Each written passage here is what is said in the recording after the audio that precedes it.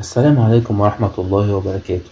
أنا عارف إنكم مش متوقعين إن الفيديو ده يبدأ بالأرانب، إحنا كلنا متوقعين نشوف النباتات عملت إيه بعد أسبوع، وما تقلقوش أنا هوريلكم إن شاء الله هي عملت إيه بعد أسبوع، ولكن عشان أنا عاوز أنقل لكم الحقيقة والحاجات اللي بتحصل بواقعية، فأنا هقولكوا إيه اللي حصل.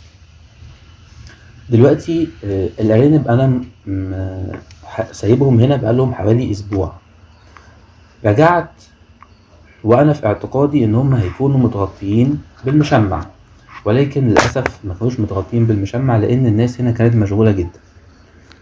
المهم أنا رحت مشوار ورجعت من المشوار ده على الساعة 3 بالليل، وكانت المشكلة إن الدنيا شتت وبغزارة.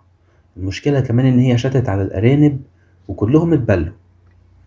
دلوقتي أنا رجعت والساعة 3 الفجر وكنت تعبان جدا، بس طبعا ما كانش ينفع استريح إلا لما أكون متأكد إن الأرانب بإذن الله هيكونوا بأمان.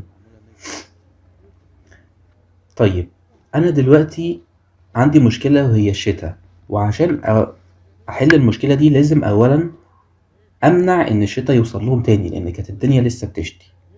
فأول حاجة عملتها والحمد لله إن كان في هناك مشمع بلاستيك، الحمد لله بدأنا نركبه زي ما انتم شايفين.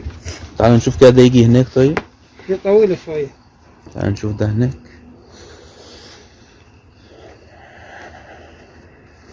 الدنيا لسه بتشتي برضو تاني، ربنا يستر يا عيني. مبلولين، بص ايه ده اللي فوق، اللي تحت مبلول واللي فوق مبلول. يلا ربنا يسترها ان شاء الله. ايه ده، حاجات بتطير في الشجر.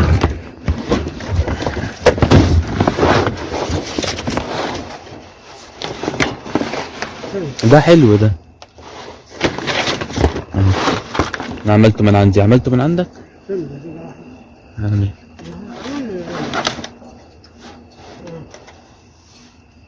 ده حلو على رأيك. ده حلو ماشي، ولكن المشكلة برضو ما انتهتش. ليه؟ عشان انتوا عارفين ان الارانب فروحة مجرد ما يتبل وبعد كده يعدي عليهم شوية هوا ساقع يبقى كده هما هيموتوا. فاحنا كان لازم نفكر بسرعة، وكمان كان لازم نفكر بره الصندوق، لان احنا ما كانش ينفع ننقلهم لان ما كانش في مكان تاني يتنقلوا فيه، وكمان ما كانش عندنا دفاية في المكان ده. وبمناسبة التفكير بره الصندوق، كان الصندوق هو الحل. ودي الحاجة المضحكة يا جماعة، صندوق الخلفة.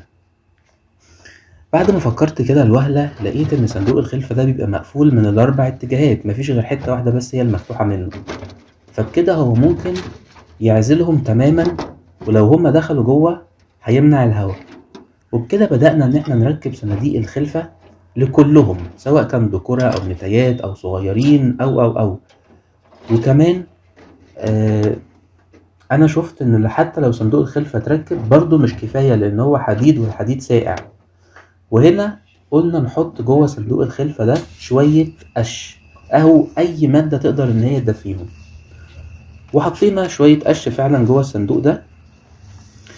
وانا كده حسيت ان شاء الله يعني ده حاجة انا راضي عنها خلاص، يعني ده كده اكتر حاجة نقدر اعملها، وفي نفس الوقت دي حاجة ممكن بنسبة كبيرة بإذن الله إن ما يحصلش مشاكل.